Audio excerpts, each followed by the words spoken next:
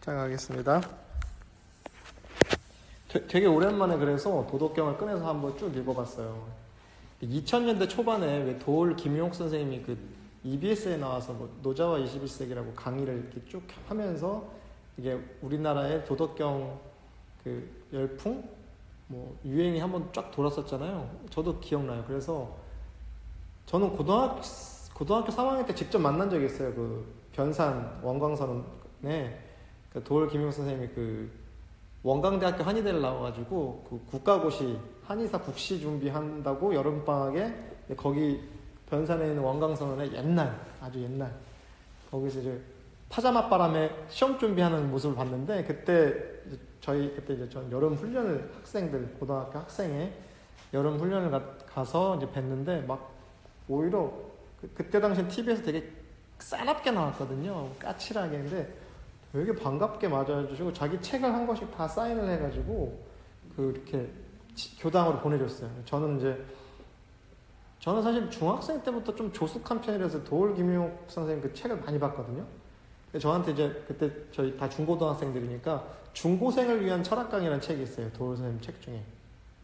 좀 쉽게 쓴 건데 저는 그걸 진작에 봤거든요. 그래서 저 그 책 말고 동양학 어떻게 할 것인가라는 책을 주세요. 그랬더니 되게 반색을 하고 당연히 너는 이제 뭐가 될래? 그래서 저는 이제 교무님 될 거라고 했더니 훌륭한 전무 출신이 되라고 이렇게 사인을 해가지고 저한테 이제 교당으로 보내줬던 기억이 납니다.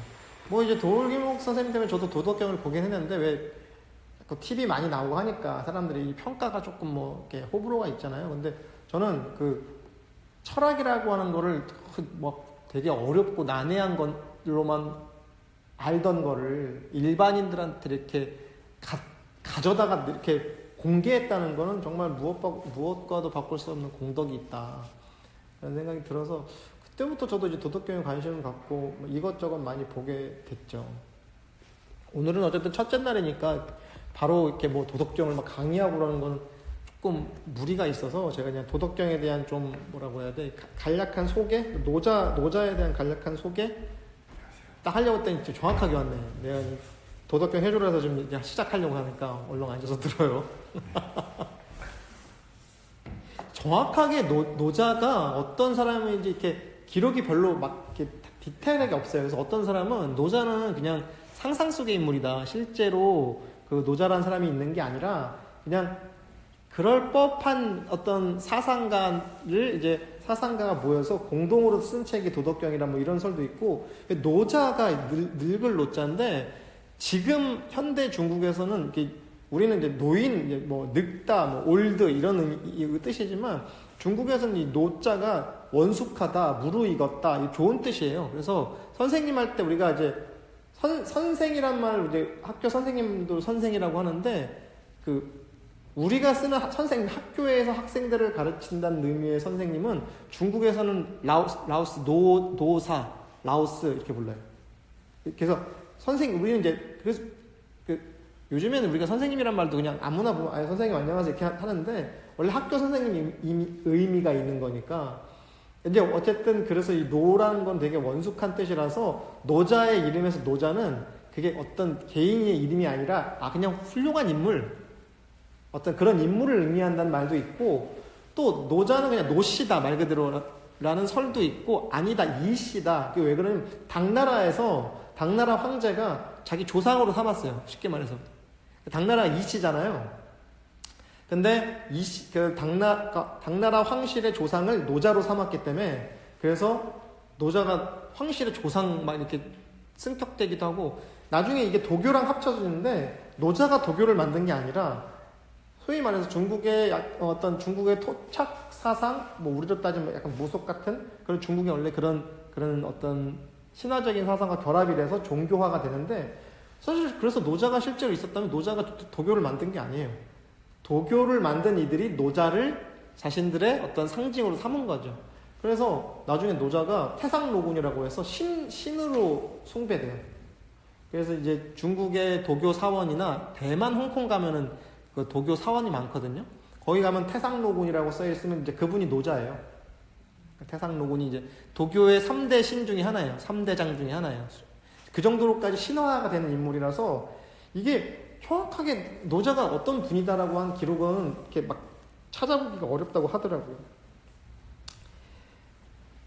근데 그래도 최대한 뭐 사마천의 사기라든가 이런 어떤 기록들을 찾아보니까 노자가 황실에 국립도서관 관장 이런 역할을 했었대요. 그래서 왜 그때는 종이가 없잖아요. 죽간이라고 해서 대나무에다가 이제 그 대나무를 이렇게 묶어서 거기 대나무를 쪼개서 거기다 이렇게 글을 써서 보면은 두루마리처럼 둘둘둘 말아가지고 이제 이렇게 펴서 읽었다는 거죠. 그래서 공자님이 주역을 보는데 위편삼절했다는 그런 게 나와요. 뭐냐면 공자님이 평생 동안 주역을 연구를 했는데 대나무 그때도 이제 종이라는 게 있는 게 아니니까 두루마리로 책을 봐가지고 이렇게 펼쳐서 보다 보니까 가죽끈이 떨어져 나갔다 3번이나. 그래서 요 대나무 사이에 이렇게 가죽끈을 묶어놨는데 하도 열심히 공부를 하니까 어때요? 이 대나무를 묶어놨던 가죽끈이 끊어지더라. 그 그래서 3번이나 반복했다. 그만큼 열심히 봤다. 그러니까 옛날에는 책이 막 이따만 했겠죠? 그러니까 이제 몇 개씩 나눠서 했겠죠. 우리가 책을 몇 권 할 때 권자가 이렇게 말다는 뜻이 있어요. 옛날 뜻이에요. 그러니까 뭐 책 몇 권 봤어? 10권 봤어? 할 때 그 권이라는 한문이 말았다. 옛날에 어떤 그걸 죽간이라고 하거든요. 그런 의미가 있어서 어쨌든 노자는 상당한 지식인이었겠죠? 종이도 드물 때 도서관에 관장을 했다는 건 상당히 어쨌든 지금의 관점으로 봐도 상당한 지식인 계층이고 노자가 근데 이제 그런 지식인이었지만 노자가 썼다고 알려진 건 도덕경 한 권밖에 없죠. 근데 이제 보면 노자를 그린 그림 같은 게 있어요. 보면 인터넷 찾아보면요. 노자가 이렇게 머리가 벗겨진 이렇게 말 그대로 노인이 나오는데 신화 속의 노자가 복중 80년 이런 말이 있는데 뭐냐면 어머니 뱃속에서 80년을 있다가 80년 만에 나왔다는 거예요. 그래서 아기가 태어났을 때 이미 노자야. 그러니까 말 그대로 정말 노자야. 늙은. 그래서 왜 우리나라도 민족 종교 중에 강증산 선생님들 따르는 그 종교에 보면은 그런 이렇게 기성 종교를 비판하는 게 있는데 대표적인 비판하는 게 뭐냐면 석가는 처자식을 거느리지 않고 그 일륜을 끊었다는 거죠. 처자식을 거느리지도 않고 시집장가도 안 가니까 너는 일륜을 끊은 죄가 있다. 그리고 노자는 뭐냐면 넌 불효자다. 왜? 어머니 뱃속에서 80년 있다 나갔더니 그 어머니가 얼마나 힘들었겠냐. 그런 비판하는 그런 이제 내용이 있어요. 전설이죠. 어떻게 80년을 어머니 배에 있다 나왔겠습니까? 근데 그런 전설은 맥락을 놓고 봤을 때는 노자라는 사람이 생이지지했겠다. 알 때부터 뭔가 비범한 어떤 특성이 있으니까 야, 저 정도면은 한 80년 묵었어. 왜? 그래서 요즘 지금도 그런 표현 쓰잖아. 애기들이 이렇게 좀 뭔가 철이 들어 보이고 하면 이렇게 그런 뭐 표현들을 하잖아요. 제가 이제 그런 어떤 맥락으로 얘기가 되지 않았겠는가. 그래서 노자라는 인물은 되게 신화적인 인물이었던 것 같아요. 이게 재밌는 거는요, 이 두 가지만 더 얘기를 좀 하고 좀 본문을 나갈 건데, 오늘 이게 무슨 학술적인 강의는 아니니까, 노자가 이제 만년에 그 그림에 보면 소를 많이 탄다고 나와요. 노자가 이 소를 타는 게 나오는데, 함곡관이라고 하는 지금도 이제 역사적으로 있는 중국의 지명인데, 함곡관이 요새예요, 요새. 근데 함곡관이라고 하는 그 요새를 노자가 소를 타고 건너가서 이제 사라졌다는 거예요. 전설적인 이야기인데, 근데 그 함곡관을 지키는 문지기, 장수였겠죠. 윤희라고 하는 장수가 이 노자라고 하는 훌륭한 분이 소를 타고 지나가니까 며칠만 머물러 주시면서 좀 가르침을 주십시오. 이제 다른 데로 떠나시기 전에 그때 5,000글자를 써서 준 게 도덕경이라고 해요. 도덕경의 유래가 이게 전설이니까 그게 확인된 건 아닌데, 근데 실제로 노자 역사를 찾아보니까 노자 당대에는 함곡관이 없었다는 말도 있고 그래서 이게 다 신하다, 설하다 이런 표현도 있는데 그만큼 미스테리한 인물인 거예요. 소를 타고 그래서 노자를 그린 그림을 보면 소를 타고 넘어가는 게 꽤 많아요. 동양에서는 기본적으로 소를 좋아하니까 말보다는 전쟁에서는 말을 많이 썼지만 사실은 이 농경사회란 뜻이죠. 소를 썼다는 건 뭐예요? 농사 지을 때 많이 쓰잖아요. 근데 여러분 우리가 생각하는 그런 소 노란 무렁소 아니죠? 제가 대학 때 배낭여행 이제 2001년인가 배낭여행 그때만 해도 중국이 진짜 좀 열악했어요 여러 가지. 그래서 그 인천가에가 되게 낡은 3등 기차 타고 그 배낭여행이니까 진짜 최소한의 비용을 가지고 가는데 기차가 되게 느리게 가요. 뭐 빨리 가지 않아요. 우리 KTX 생각하면 안 돼요. 버스보다도 느려요. 밖에를 보니까 진짜 어디 시골을 정말 말도 안 되는 시골을 그 기차를 타고 가는데 우리도 지금은 소를 가지고 이렇게 농사 안 짓잖아요. 다 트랙터나 뭐 이런 거 뭐 이렇게 농기구 쓰지. 근데 진짜 소가 새카만 소인데 뿔이 길게 이만하게 뿔이 난 소가 그 논을 매는 거예요. 그러니까 어떤 농부가 시커먼 소에 덩치도 엄청 커. 우리나라 이 소들은 진짜 순하고 그런데 얘들은 한 손가락 할 것 같아. 시커매가지고. 그래서 우리 모구십도성에 보면요. 이 소들이 이리 뛰고 저리 뛴다 이런 표현이 있거든요. 우리나라 소들은 원래 안 그래요. 순해. 근데 이게 중국 소 정도 되니까 이리 뛰고 저리 뛰어서 논과 밭을 막 헤집고 다니고 사람도 들이받고 하는구나.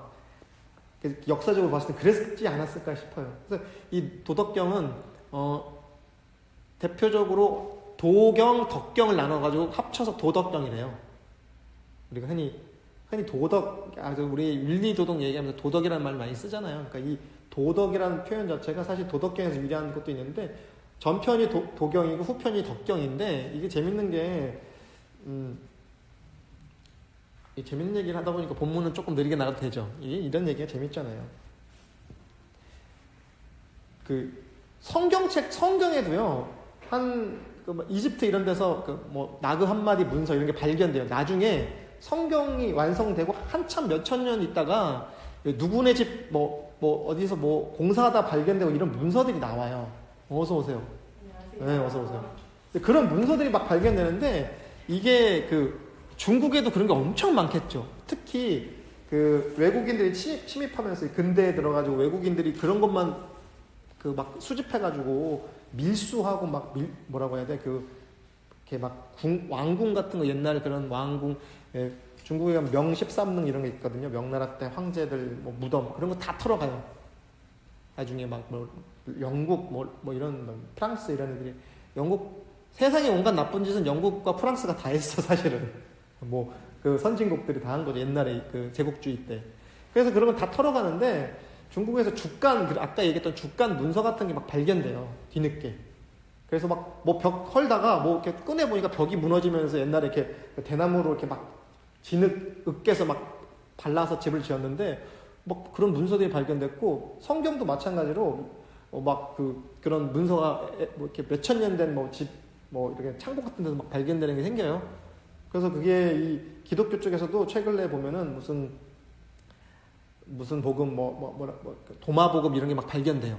성경이 완성되고 나서 한참 잊혀진 이거 외경이라고 하거든요.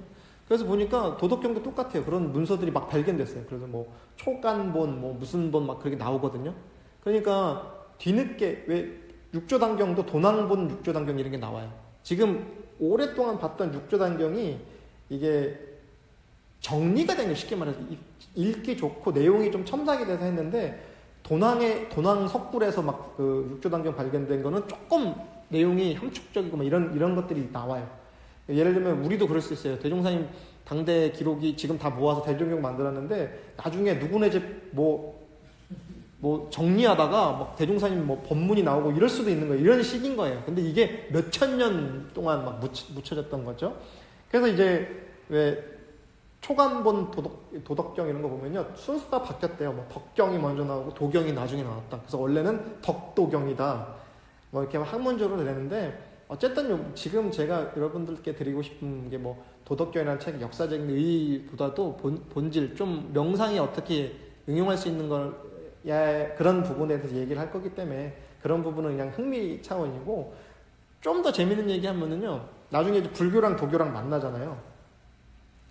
그렇게 않죠. 중국이라는 지역에서 사실 도교 입장에서는 자기들이 중국 땅에서는 원조일 거 아니에요?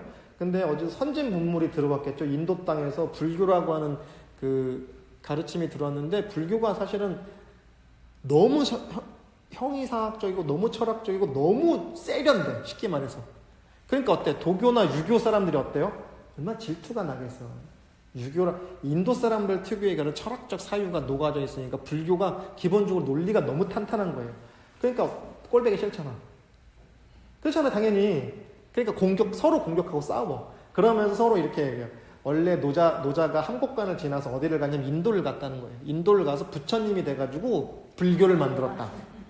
노자 화호설 그래요. 왜?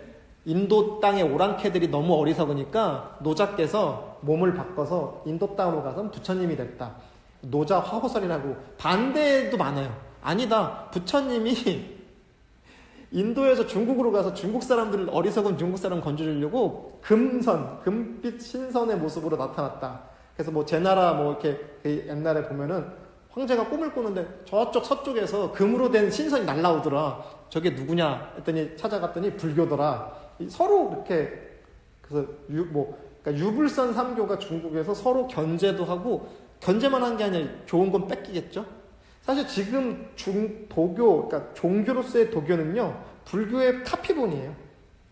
그러니까 이런 거죠. 불교의 팔만대장경이, 이렇게 스님들이 자랑했을 거 아니에요. 도교 사람들과 얘기하면은, 야, 우리는 팔만대장경이 있다? 경 이렇게 완전 많다? 그러니까 얼마나 질투나겠어요. 그러니까 여기 도교도 도장경이라는 걸 만들어요. 도장. 도교할 때도 이렇게 감출장자. 야, 우리도 있어. 근데 거의 불교를 약간 모방해서 막 그런 것도 있어요. 그래서 쉽게 말하면 도교판 대장경 같은 게 있어요. 도장경이라고, 도장이라고 하는데. 그리고 어떤 그런 세계관이나 신앙체계 같은 것도 다 불교를 많이 따라가고요. 반대로 불교도 도교를 많이, 그러니까 도가 사상을 많이 흡수해요. 그게 우리가 말하는, 흔히 말하는 선 있죠, 선. 그리고 뭐 격이 불교 이런 거 있거든요. 왜 우리가 불교에서는 공을 중요해서 수냐타, 공 사상이 되게 중요한데, 우리도 그런 거 있잖아. 무의자연, 이런 거. 이런 식으로, 야, 이거 똑같은 거야. 그래서 그런 식으로 서로 영향을 주고받기도 해요. 그래서 사실은 유교, 불교, 도교, 흔히 말하는 유불선이 서로 견제도 하고 서로 역할을 주고받기도 하고 서로 자극을 받으면서 그래서 유불선 3교가 되게 이 동아시아를 정말 이렇게 사상적으로 풍부하게 만든 역할을 해요.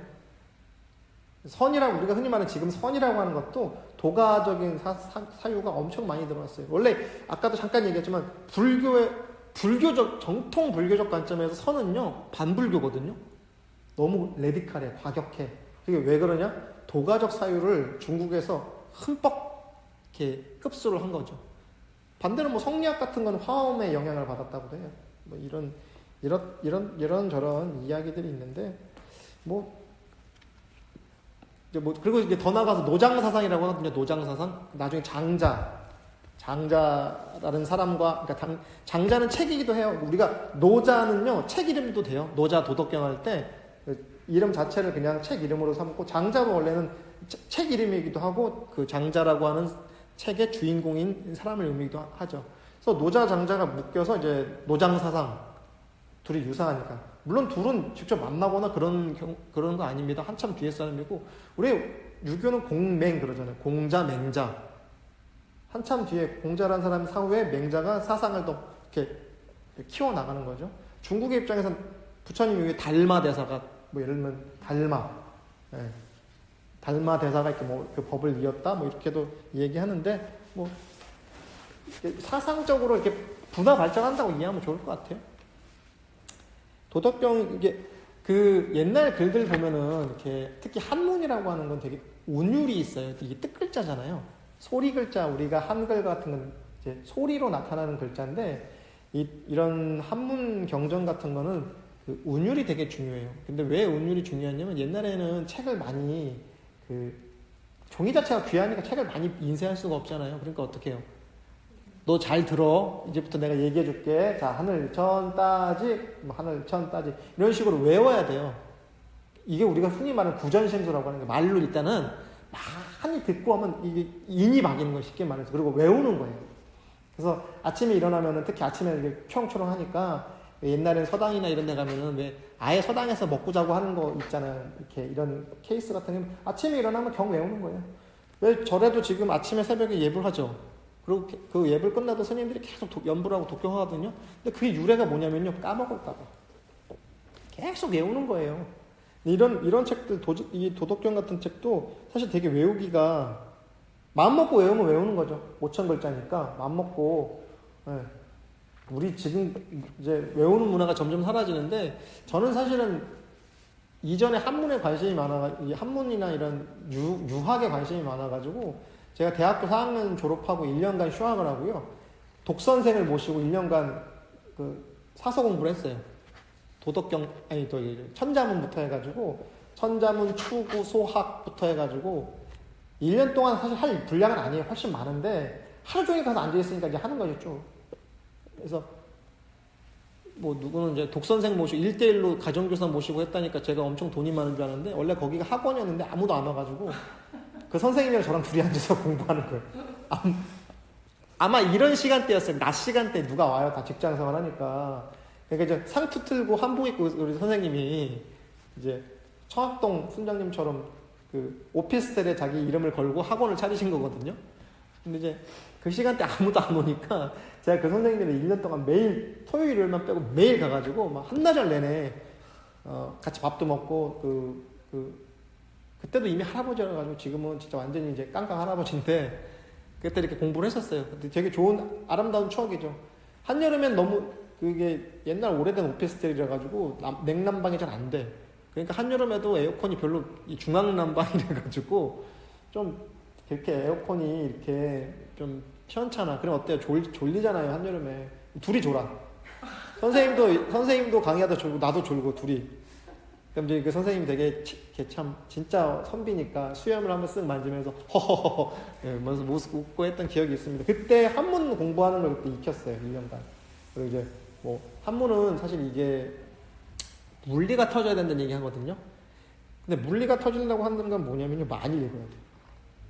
물리가 터진다는 건 어때? 설명하기가 어려워. 그 한문만의 그런 말로 하기 애매한 그런 문화가 있어요. 이 동양 문화 중에 말로 설명하기 척 하면 알아듣는 거 있잖아요. 이게 선에서 얘기하는 왜 염화미소, 꽃을 대니 미소 줬다. 왜? 왜 웃어? 그거를 서양 사람들한테 설명하기 어렵겠죠? 논리적으로 왜 웃냐? 뭐 꽃에 난 이런 얘기하는 사람도 들어봤어. 꽃에 무슨 웃음을 주는 무슨 영향이, 무슨 그런 요소가 꽃향기에, 뭐 꽃가루에 그런 게 있어서 뭐 했다, 뭐 이런 얘기도 있는데, 이제 우스갯소리기도 하는데. 그래서 운율이 되게 중요하고, 불경도 왜 이렇게, 원래는 인도말로 되어 있는 불경이었을 거 아니에요. 이걸 번역해야 되잖아요, 한글로. 아니, 한문으로. 그래서 예를 들어서 우리가 전에도 그런 얘기 했지만, 삼국지란다. 서유기에 나오는 삼장법사, 원래 삼장법사가 경율론 세 가지에 정통한 사람인데 그 중에서 이제 현장 스님이 삼장법사예요. 그러니까 박사학위 정도 있는 거야. 불교에 능통한 사람이야. 불교로 박사야. 그러니까 경과 율과 논이 뭐냐면 경은 부처님 말씀, 율은 계율. 뭘 하지 마라. 그리고 논은 경과 율을 해석하는 거. 그걸 세 개가 다 능통해야 이제 삼장법사예요. 그래서 삼장법사는 원래 고유명사가 아니라 보통 명사예요. 그 세 가지 능통의 세 가지의 경장, 율장, 논장, 심심법보 우리가 이제 초파일라 그거 봉청할 때 하는 그런 거 있죠. 그게 세 가지 능통한데 그 삼장법사 중에 하나가 현장 스님이에요. 현장 스님이 중국에서 이제 불경을 가져와서 다시 인도에서 불경을 가지고 중국으로 와가지고 거기서 이제 번역을 하는 거죠. 근데 번역을 잘해야 되잖아요. 기왕이면 읽기 좋게 해야 되잖아요. 근데 현장 스님 번역은 직역, 그러니까 뜻 번역, 뜻으로 번역한 게 많고 구마라집이라고 하는 스님이 있어요. 구마라집. 지금으로 따지면 약간 아프가니스탄 요쪽 군방 그쪽 사람이에요. 뭐 약간 그런 스탄 나라들 있잖아요. 거기도 옛날에 불교가 융성했었거든요. 실크로드와 연결돼 있고. 그래서 그 구마라집이라는 스님 우리가 반야심경 있죠. 지금 있는. 네, 그게 이제 현장 스님의 번역이고 금강경 있죠. 그거는 구마라집 스님의 번역인데, 예. 그러니까 선장 스님도 금강경을 번역했어요. 그러니까 내용은 같은 건데 읽는 게 좀 달라. 근데 읽기가 쉬운 게 구마라집 스님 번역이 읽기가 쉽대요. 왜? 운율도 있고 요 뜻 번역보다는 음역을 많이 해가지고 있고 이제 현장 스님은 뜻으로 많이 풀었기 때문에 좀 딱딱한 느낌이 있고 뭐 그렇다고 해요. 전에 이제 관심이 있어서 같은 금강경도 현장 스님 번역과 구마라집 스님, 우리가 많이 보는 구마라집 스님 번역이 있는데 놓고 보면은 좀 확실히 현장 스님 번역이 좀 딱딱해. 뜻으로 풀어가지고 구마라집 스님은 이렇게 높낮이도 있고 읽기가 좋고. 그래서 우리도 이제 불조여경 같은 거 한글로 풀었잖아요. 근데 읽기 쉽게 다시 풀어야 되니까 사실 이런 거 할 때는 국문학자나 뭐 시인이나 이런 분들도 같이 참여하기도 합니다. 어쨌든 도덕경은 뭐 왕필이라고 하는 중국의 천재 27인가 30 되기 전에 요절했어요. 확실히 천재들은 요절하나 봐요. 저도 여러분이나 저나 다 천수를 누리고 있는 거 보면 천재는 아닌 걸로 칩시다. 왕필이라고 하는 사람이 주역과 그러니까 도덕경의 주석을 달았어요. 가장 최고의 권위가 있는 게 왕필본 도덕경, 왕필본 주역 이전까지는. 그러니까 초천재인가 봐요. 이 왕필이라는 사람이. 일찍 죽어. 27인가 30인가 가셨어요. 그리고 이제 하상공본 도덕경이 있어요. 하상공 그 주역 도덕경은 좀 기공수련 같은 거에 의미가 있어요. 호흡은 어떻게 해라 이런 내용이 들어있어요. 기운은 어떻게 뭐 이런 약간 그런 좀 초보적인 게 있어요. 도교에서 기공수련 같은 거 많이 하거든요. 나중에는 그런 식의 번역이 많이 되어 있어요. 그래서 저는 이제 그때 막 도덕경에 막 빠져 있을 때는 하상공판 주역 도덕경도 막 줄쳐가면서 있을 때 막 태국권에 또 빠져 있어가지고 그때 그랬는데 지금은 뭐 그렇게 막 이렇게 열심히 하지는 않고요. 도덕경은 참 이게 매력이 있어요. 서양 사람들도 엄청 좋아해요. 뭐 하이데거니 뭐 하여간 그 철학자들이 이 도덕경에 매료돼가지고 도덕경은 일찌감치 번역됐어요. 도덕경이나 뭐 이런 것들은 벌써 번역돼서 서양에 전파된 지 100년도 넘었을 겁니다. 제가 지금 여기 이 책은요 싸서 샀어요. 도덕경 우리나라 지금 여기 인터넷 서점 가면요 도덕경이라 치면요 정말 몇십 권이 떠요. 엄청 많아. 근데 자기 주관적인 게 또 많이 들어가 있는 것도 있고 번역이 시원찮은 것도 있고 그래서 제가 선택한 기준은 12,000원 싸가지고 이거 선택했습니다. 그리고 군더더기가 없어서 좋아요. 뭐 자꾸 자기 얘기 막 하고 싶거든요. 저 같은 사람들은 막 군더더기 막 달고 했을 거예요. 도덕경 책으로 썼습니다. 이 책은 그냥 엑기스만 있고 내용이 그냥 심플하고 일단 책값이 싸서 요즘에 겁이 나서 책을 못 사겠어. 가산을 탕진할 판 옛날에 진짜 그래서 옛날에는 책 구하기도 어려운데 진짜 책 하나 구하려면 중국까지 막 가고 그랬잖아요. 우리나라 선비들은 책 그래서 그 중국으로 사신 갈 때 막 일부러 따라가는 거 책 구하러 가려고. 간서치라는 표현이 있어요. 한문에 간서치 책 읽는 바보. 책 자체 완전히 그냥 미친 사람들. 책만 읽다가 그 옛날에 그래서 책 읽다가 선비가 마당에 비 와서 곡식 떠내려가는데도 몰랐다 막 해서 그게 사실은 그때는 좋은 얘기였지만 나중에는 아이고 저 세상 물정 하나도 모른다 이런 이제 약간 조롱의 대상도 됐는데 어쨌든 이 책은 좀 쌉니다. 그래도 오늘 첫날이니까 첫 장은 해야 되잖아요. 이게 도덕경 저는 또 이렇게 생각해요. 자기가 아는 만큼만 얘기하는 거예요. 제가 뭐 이걸 도덕경의 이치를 다 깨달아서 옛날에 보면 도올김용 선생님이 책을 낼 때마다 반대하는 사람들이 자기도 책을 냈어요. 그건 아닙니다 하면서 책을 낸 게 많아요. 도덕경에 대한 책 이게 노자와 21세기가 3권 상중하로 나와 있었는데 제 기억에는 옛날에 2000년대 초반에 그냥 옥편만 갖고도 도덕경 해석할 수 있다 해가지고 막 어떤 분이 막 책도 쓰고 그러니까 도올김용옥 씨 때문에 먹고 산 사람 꽤 많아. 도올김용 선생님 불교에 대한 책을 쓰면 또 그거 틀렸다고 해서 약간 안티들이 책 많이 내서 그런 책도 덩달아 많이 팔리고 저도 많이 사서 왔어요. 그 중에는 진짜 들어볼 만한 것도 있고 되게 수준 이하도 있었지만 어쨌든 그건 뭐냐면 그만큼 되게 선풍적이었고 또 그때 이 노자 강의를 했을 때 외국에서 처음에 이거 계획할 때 EBS에서 아마 했었어요. 옛날에 그때 다 이거 망한다 그랬대요. 누가 이걸 들어? 이 도덕경 강의를 누가 이걸 듣습니까? 근데 히트를 쳤거든요, 사실은. 그러고 나서 유사 MBC에서도 하고 막 그랬어요. 저도 막 공개 방송에 들으러 가고 막 그랬었어요. 막 광주 MBC인가 뭐 또 한달 해가지고 제가 그때는 막 되게 몰입돼 있어서 막 찾아다니고 막 그랬었던 기억이 있습니다. 근데 너무 어렵게 생각할 필요 없어요. 자기가 필요한 만큼 읽는 거고요. 그리고 도덕경을 해석하는 권위가 누구한테 있어요? 어디 국가에서 애따 너는 도덕경 강해도 된다 이런 거 아니거든요. 여러분들이 필요한 만큼 막 고전을 뭐 이렇게 어려운 걸 근데 제가 이거 한문 공부할 거 아니거든요. 혹시라도 뭐 도가도 비상도 도는 무슨 뭐 길도 짜고 뭐 이렇게 안 할 거예요. 그거 뭐 그럴 거면 그냥 저는 그렇게 할 줄도 모르거니와 저기 성경 교회 다니신 분 성경을 히브리어나 라틴어 성경 안 보죠. 물론 한문으로 하는 사람들은 그렇게 보겠지만 지금 번역되어 있는 한글 성경으로도 충분히 의미가 통하고 어떤 신앙적 체험을 하니까 한글 성경이 곧 성경이죠. 저도 이거 한글로 번역 이미 도덕경이 수십 판본이 있기 때문에 충분히 한글로 읽어도 지장 없다고 봐요. 저는 그렇게 보고요.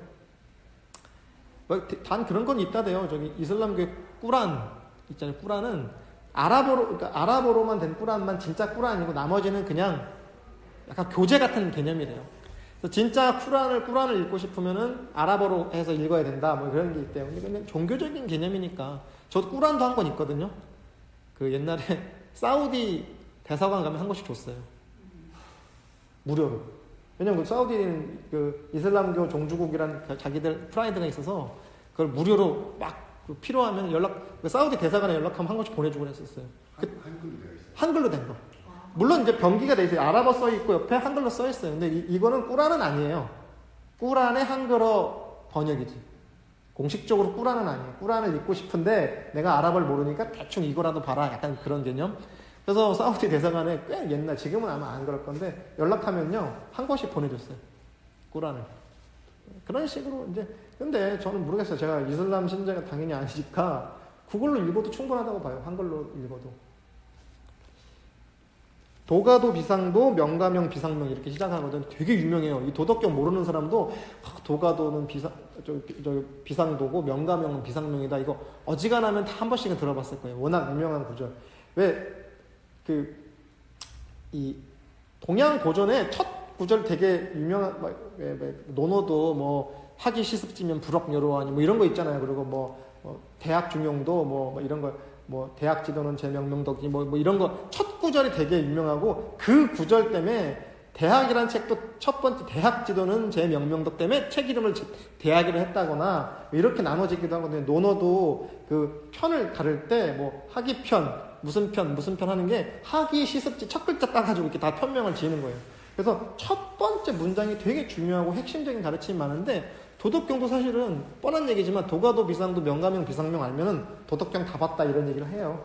근데 이게 제가 이 도덕경도 보면서 늘 얘기하는 게 제가 여기서 했던 얘기의 반복이라는 거예요. 도라는 것을 도라고 하면 진짜 도가 아니야. 이런 뜻이에요. 도라고 하는 것을 도라고 하면은 진짜 도가 아니야. 여기 있는 제가 박대성이에요, 이름이. 그 뒤에 있는 것도 명가명, 이름을 이름이라고 하면 참다운 이름이 아니다 이런 뜻인데 쉽게 말하면요. 제가 박대성인데요. 이렇게 해석할 수도 있죠. 제가 큰 소리예요, 소리. 사운드.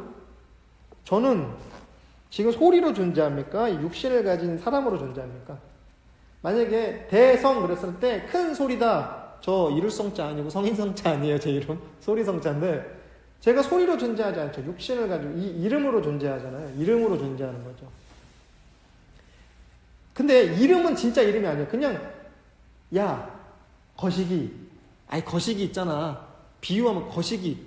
아 거시기? 뭐시기? 알아듣죠. 이렇게 뭔가 동양적 관점에서 무언가 사물을 지칭할 때 땡땡땡씨 이렇게 안 불러도 주어가 빠져도 뜻이 통해요. 안녕하세요 땡땡땡씨 이렇게 안 해도 안녕하세요 잘 지내셨어요? 한채 이름 몰라도 우리는 이름을 몰라도 통용이 되는 사회예요. 근데 성함이 실컷 1시간 2시간 얘기하는데 근데 성함이 그래도 어색하지 않아. 뜻은 통해요. 근데 우리는 이름에 속죠. 명품 그 이름값이죠. 오히려 짝퉁이 더 잘 만드는 경우도 있어요. 어떤 명품들 중에는 짝퉁이 더 좋아.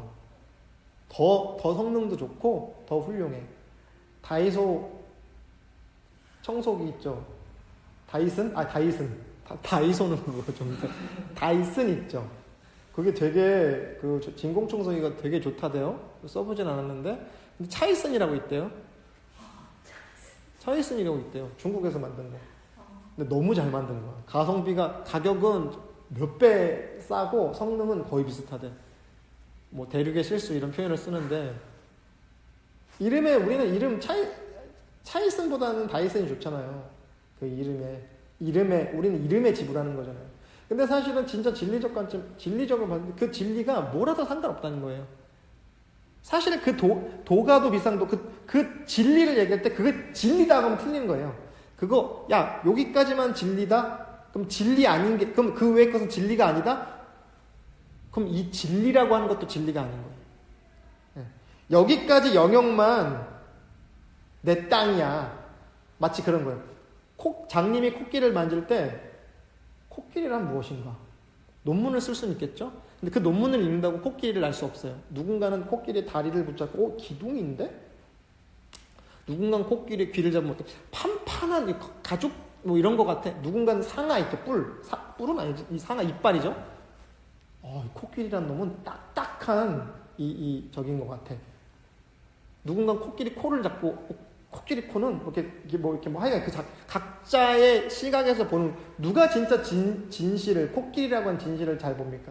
누군가는 귀만 잡고 그걸 코끼리라 이야기하는 거, 누구는 꼬리만 잡고 꼬리에 뭐 털이 났고 이렇게 굵기가 어느 정도야. 자기가 보는 만큼만 얘기하는 거예요. 그래서 깨달았다면 깨달은 게 아니라는 거예요. 요즘에 유튜브에 보면요, 제가 며칠 전에 페이스북 친구 신청이 와서 이렇게 가봤더니 자기가 언제 몇 살 때 견성을 해가지고 강의를 한다는 거예요. 나 그분 나 몰라. 나 누군지도 얘기 안 할 거니까. 근데 견성했다는 건 견성한 거 아니죠. 견성했다고 할 게 있으면 견성한 게 아니라는 거예요. 깨달을 게 있다면 깨달음이라는 건 깨달을 게 없구나라는 걸 알면 진짜 깨달음이 가깝겠죠. 성품을 볼 만한 성품이 없는데, 야, 나 그때 한번 봤다. 나 2001년도에 중국에서 시골길에서 소가 김 매는 거 봤다? 그래, 난 모든 소를 다 봤어. 난 세상의 모든 소를 다 봤어. 버스 타고 지나가다 한번 본 건데. 체험을 할 수는 있죠. 어떤 명상이나 이런 수련을 하다 보면 어떤 걸 체험할 수 있어요. 그거 교회에서 기도를 열심히 하면서 그런 체험이 있겠죠. 좋은 영화를 한 편 본 거잖아요. 마동석, 예를 들어서 범죄도시 3가 그렇게 재밌다며, 마동석이 한 대 치면 다 날아가.를 체험한 거예요. 그걸 본 거예요. 근데 이 얘기를 한 10년 있다 또 맨날 그 얘기해. 야, 범죄도시 3 봐라. 한 대 치니까 다 날아가더라? 10년째. 붙들고 있는 거죠. 내가 그때 체험했던 거. 내가 소위 그래서 견성을 했을 수도 있고 깨달음을 얻었을 수도 있지만 그 얘기를 아직도 쥐고 있는 거예요. 아직도. 그래서 사실 명상을 한다는 건요, 매일 거듭나는 거예요. 어제와 같지 않아야 된다니까요. 근데 몇 년 전에 체험했던 거를 지금도 쥐고 있으면 어때요? 남의 다리 긁고 있는 거죠. 넘의 다리 긁고 있는 거예요. 그래서 도라고 하는 걸 도라고 하면 도가 아니라는 건요, 도라고 할 만한 게 없다고 또 되는 것, 그런 도라고 할 만한 게 따로 있지 않다는 뜻도 되고요. 네가 본 거 도 아니야. 도야. 음성으로 듣는 분은 모르겠지만 도를 본 거죠. 진짜 도를 본 게 아니라는 거예요. 어디 책을 보니까 그런 얘기가 있는데, 이렇게 다리에 서서, 여기 한강대교 가까우니까 비유를 해볼게요. 한강대교에 서서 지나가는 한강 물을 보고 있어요. 이렇게 난간 밖으로 보니까 물이 이렇게 막 흘러가요. 물이 흘러요? 내가 흘러요?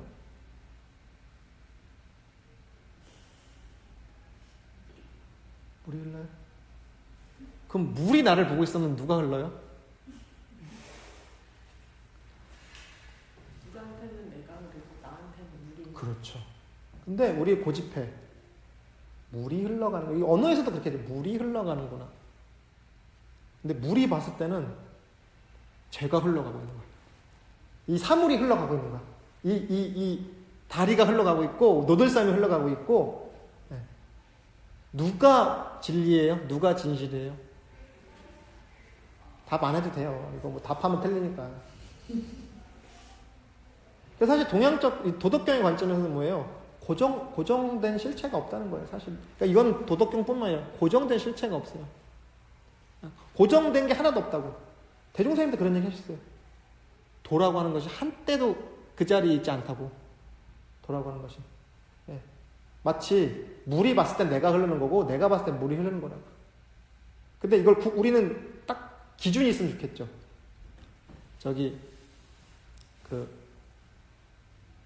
그게 뭐죠? 정남진, 정동진 이런 거 있잖아요. 우리나라로 기준했을 때 정남진, 가장 남쪽, 그리고 가장 동쪽 이런 거 있잖아요. 그리고 여기 인하대학교인가 어디에 우리나라 무슨 기준점 같은 게 있대요. 무슨 이 고도, 이렇게 높이, 거기에 기준점 같은 게 있대요. 근데 우리 인간은 기준이 없으면 못 살죠.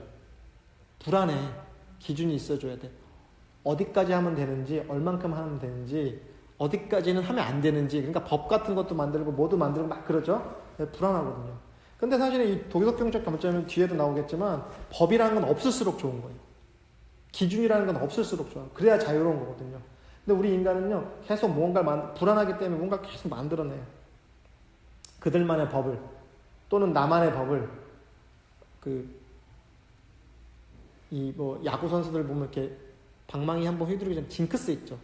롯데 옛날 누군가가 한번 타자인데 한번 공을 치기 전에 한 30초인가를 뭔가 자기만의 귀 만지고 다리 만지고 막 빠따 한 번씩 휘두르고 이걸 해서 너무 막 뒤에 있는 타자나 투수랑 포수가 미쳤다고 30초를 막 자기만의 어떤 리추얼을 해야 돼. 내 기준. 그게 한 30초 이상 걸렸대요. 사실 30초가 되게 긴 시간이에요. 야구 경기 하러 가야 되는데. 막 귀 만지고 모자 한번 다시 벗었다 쓰고 뭐 눈썹 만지고 막 이랬대요. 이름을 까먹었어. 되게 기인이야, 이 사람이. 왜? 내 기준. 그걸 해야지 공을 잘 친대. 이런 거 있죠. 자기만의 어떤 거 있죠. 근데 그분이 실제로 잘 치세요? 좀 유명한 분이었던 것 같긴 해요. 그러니까 계속 했겠지. 뭔가 자기가. 그러면 여러분도 그런 거 다 있어요? 없는 것 같죠? 근데 기다려주는 게 더 신기하다. 그래 나중에는 막 경고도 못 걸었대요. 그냥 하면 되지. 어느 정도 이제 이렇게 좀 전문 용어 유도리를 보여준 것 같긴 한데, 그러니까 근데 이 얘기는 왜냐면 누구나 각자 자기만의 도가 있다. 근데 거기서 해방돼야 돼. 사실 이 도에서 해방돼요. 수행자의 가장 큰 원수는 부처님이잖아요. 그잖아요. 수행자의 원수는 마구니가 아니야. 부처님이지. 저 부처란 존재 때문에 내가 이렇게 힘들게 수행을 해야 되잖아. 이 기독교식으로 얘기하면요, 우리의 적은 사탄이 아니라 예수님이라는 거예요. 이런 관점에서는. 이걸 신앙으로 받아들이면 저는 저렇게 위험한 얘기를 하나 그랬는데, 이건 선의 관점에서 바라보면요, 모든 수행자들의 천천지 원수는 부처예요. 왜? 부처를 이겨야지. 저 경지를 가려면 저 밟고 올라가야 되잖아요. 마구니가 아니라니까.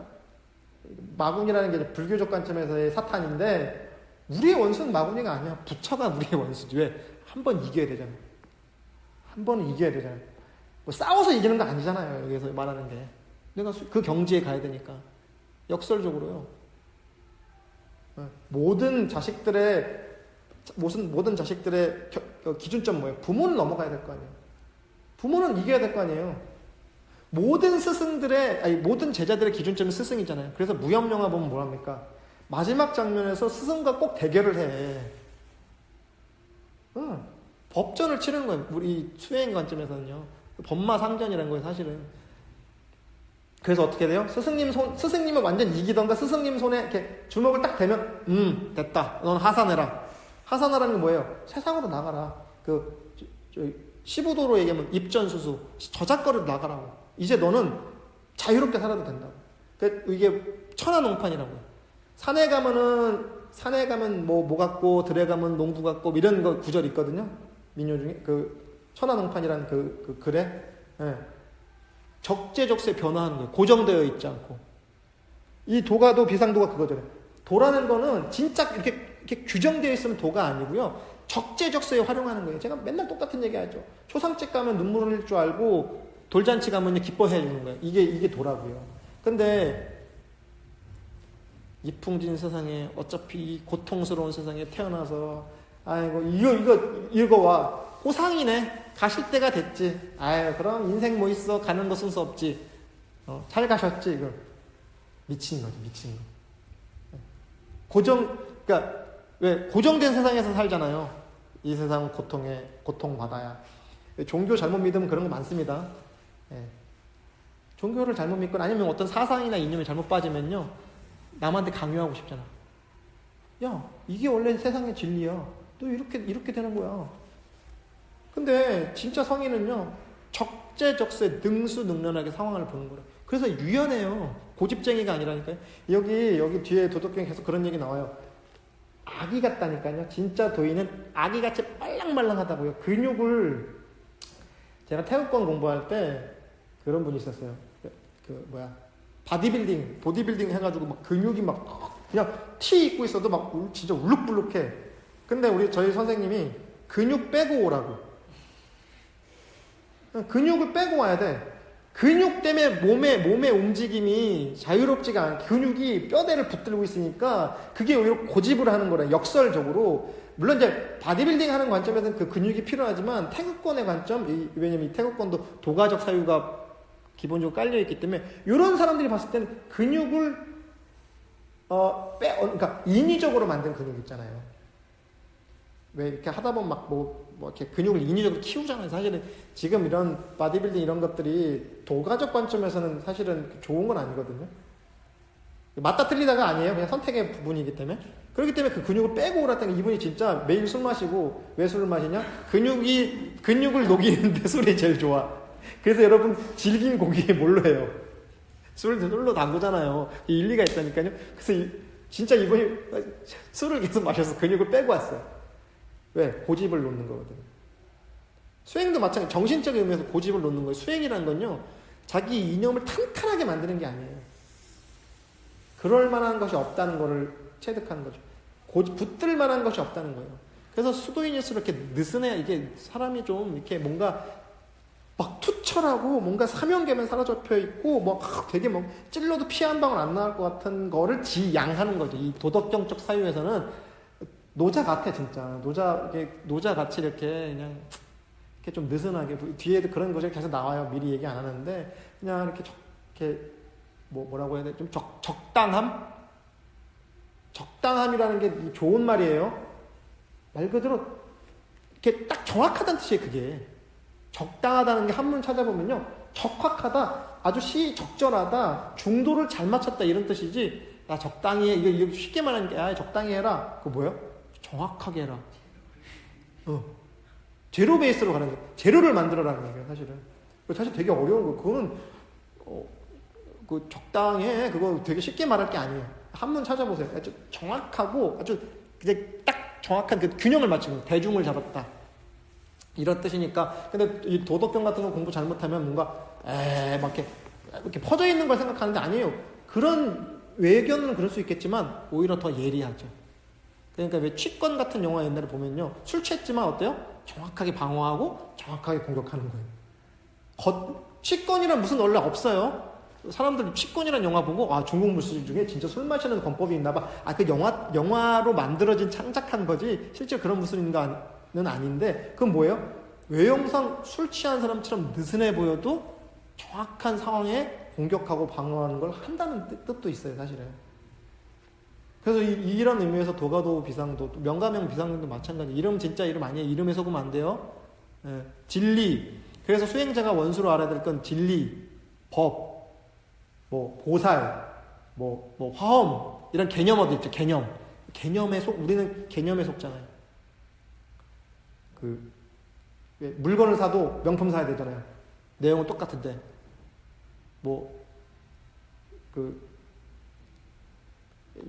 저는 이제 군대를 갔다 왔습니다. 특수부대, 해병대, 이런 게 더 빡셀 것 같다잖아요. 자기가 있는 곳이 제일 빡세요, 군인들은. 공익근무요원들 그 민원 받으면 얼마나 힘들겠어요. 그 전철에서 취객들 쓰러져 있고 그 사람들 매일 만나려면 얼마나 힘들겠어요. 막 와서 행패 부리고. 전 진심으로, 이건 농담이 아니라 전 진심으로 한 얘기예요. 왜? 내가 해병대 출신이니까. 똑같아, 군대.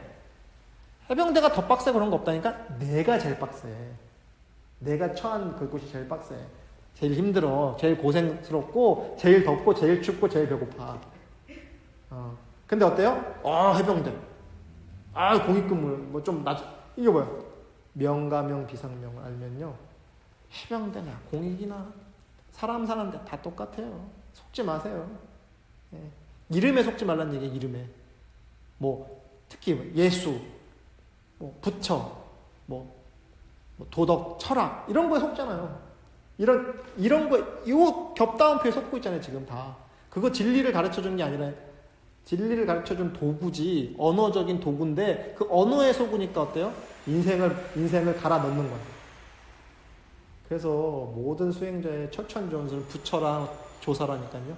그 사람들한테 속아가지고 내 인생을 이렇게 까먹고 있잖아요. 자유롭고 해방돼야 되는데.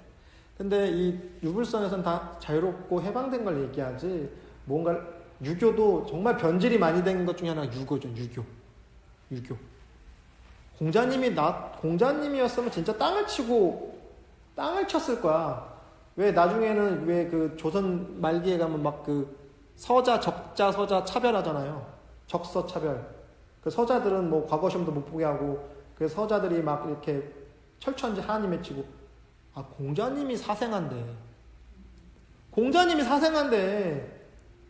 들에서 야합회 딱 나오거든요. 들에서 어머니 안징제랑 아버지 갑자기 이름 생각이 안 나네. 그러니까 그 약간 하급 장군이었어. 이 아버지가 군인. 들에서 이렇게 만나서 공자님이 생겼거든요. 공자님이 근본이 없는 거야. 사실 공자라는 사람은 근본이 없는 거예요. 뭐 뼈대 깊은 무슨 뭐 가문 출신이 아니라니까 공자님부터가. 근데 유생들은 나중에 어때요? 없는 것도 많은데 공자님이 말하지도 않은 걸로 차별하고 저기 했잖아요. 예. 다 성인들 치고 혈통 좋은 사람 없어요.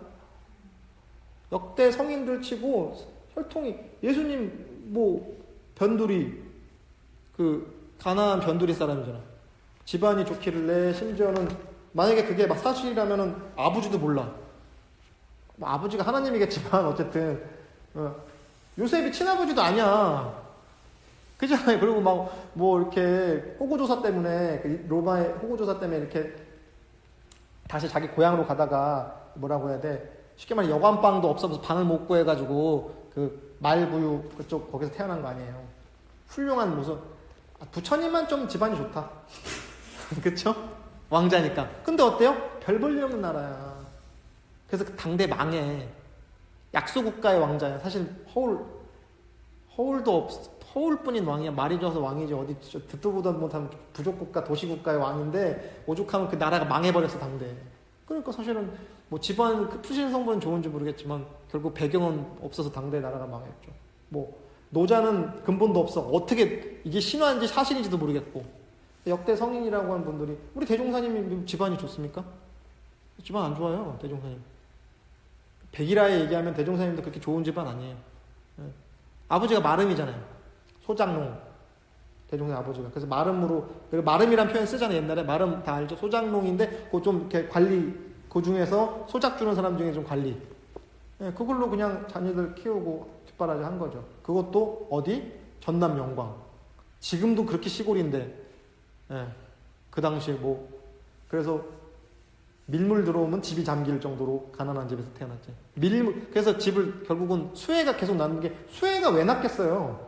바닷가인데 바닷물이 자꾸 들어오니까, 이게 바닷가도 좋은 동네도 아니고 진짜 바닷가야. 말 그대로 갯벌 바로 앞이야.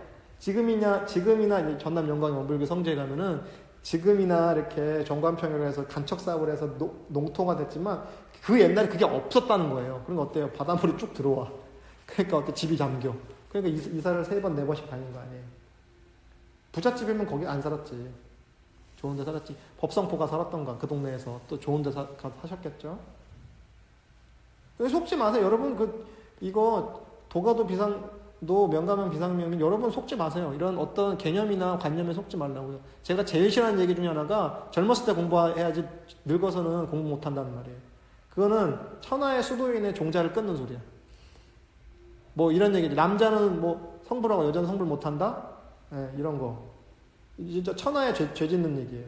남녀가 어디 있어요? 여자 성불 못하면요, 남자 성불 못해요. 그죠? 그리고 아까도 제가 그런 서양 사람들은 이해 못한다 이런 얘기 저도 얼핏 썼는데, 저기 종자의 서양이 어디 있고 동양이 어디 있습니까?